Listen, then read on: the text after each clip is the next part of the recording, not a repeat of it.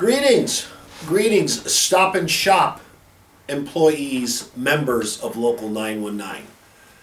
Mark Espinosa, your president, proud to be so. I wanted to address just the Stop and Shop members of 919 today in relation to the upcoming Stop and Shop contract that is going to be expiring. Believe it or not, it's almost 4 years now. So it will be expiring on February 28th, 2026. And 4 years indeed does go by quickly. Just wanted to give you a little small update, give you folks a little idea of some of the things that we're thinking about, and also based on a lot of the responses that we received from you, the member.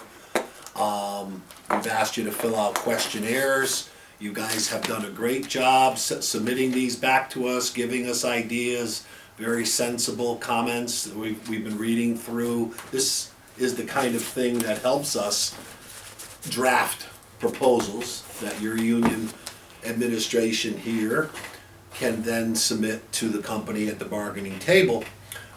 We've received, and still can receive more if you want to send it in, if you haven't done it yet, but to date, we've received over 500 of your responses.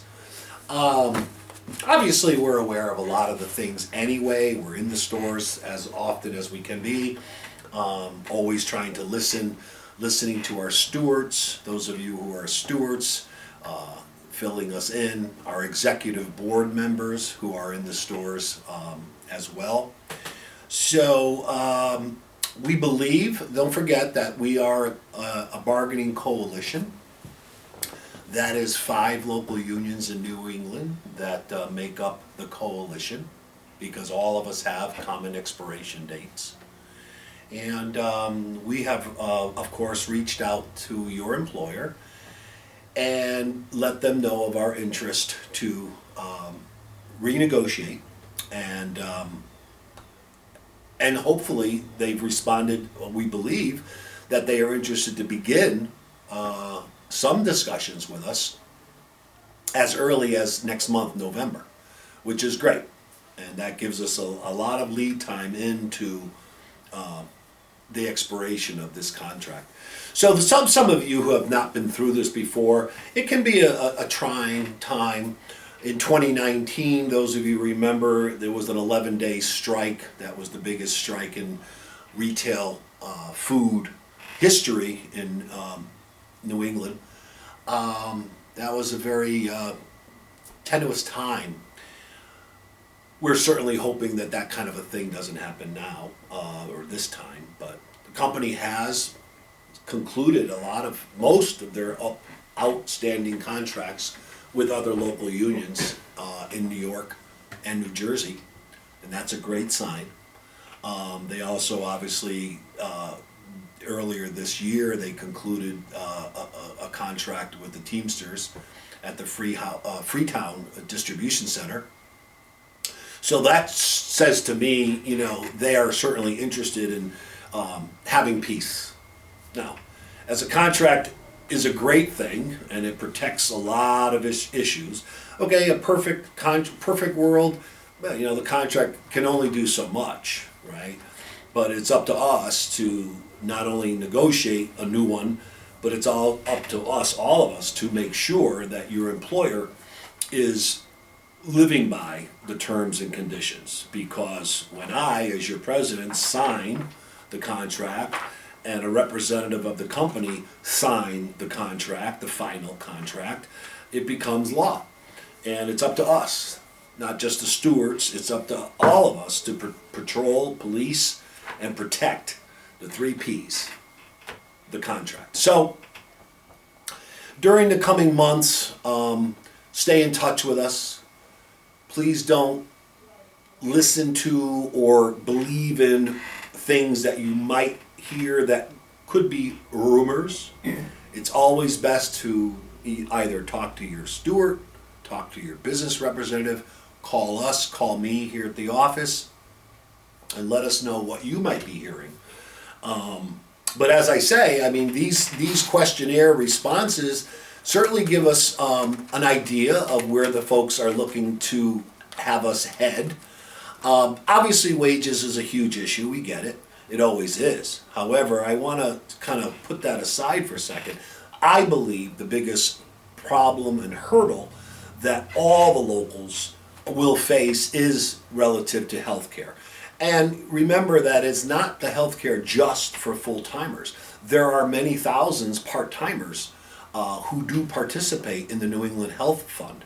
We are one giant health fund now as a result of the merger that took place 6 years ago. And the healthcare is a huge issue. It's obviously an expensive ordeal. It is also the fact that ever increasing costs, and we have to protect and maintain not only the cost or the benefits, and as trustees to make sure that that plan is viable and giving you and your family the best benefits that we can provide for you at a very minimal cost to you, the worker. Just so you have a flavor for it, your employer is basically contributing about 93% of the entire cost. You, the member, are contributing about 7%. Now, you can know that in the real world, a lot of you have friends and spouses and family members are paying in the real world, you could be paying 20, 30, 40% for that benefit. So we're fortunate with a union contract that we've been able to contain costs while providing a wonderful benefit. And it's going to take a lot of work to maintain the company's ability or requirement to contribute money into that health fund at the level we need them to do it at, without putting extra burden on you. So the wages, we get it. There's a lot of issues with part-timers especially that are feeling squeezed, and it's called compression because of the ever-rising minimum wage. In Connecticut, in January, it goes up to $16.94. We understand that. We can't control that. That is legislatively produced. It's up to us now to try to decompress.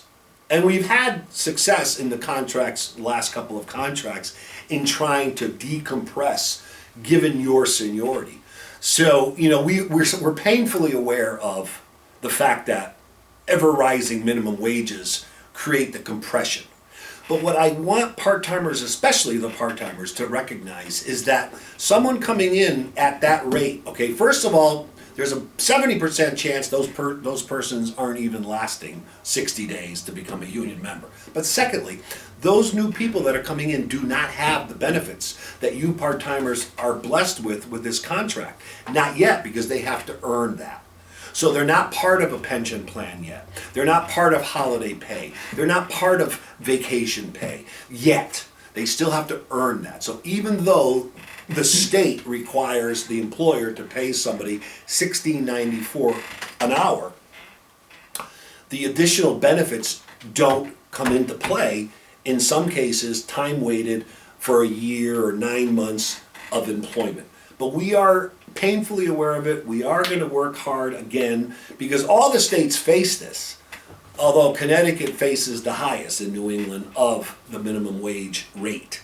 So we get that a lot on these responses about the part-time rates of pay.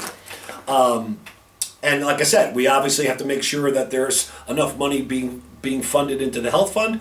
And also our pension. Local 919 pension is fantastic. It is well funded. It is over 100% funded. I'm very proud to tell you that. All part-timers and full-timers are part of this pension plan that you don't pay a penny for. Your employer is contributing $1 an hour into that pension fund. And remember, there's 3,500 checks a month that go out to retirees out of this office. And there's another 5,000 that are what we call term vested. They've vested in the pension plan, not yet taking the money because they don't work there yet and they're not old enough. But we have to have the money available for those 5,000 besides you that are active. So I just wanted to come to you and just let you know that we are, ready. We are ready and able to start bargaining as soon as we're able to. And I just wanted you to remain calm. I want to thank you for the great job you do serving the customers and your employer. And if there's any questions, please don't hesitate to call this office. Ask for me. If you want to talk to me, definitely great. And I look forward to sending you some future messages as negotiations progress. God bless.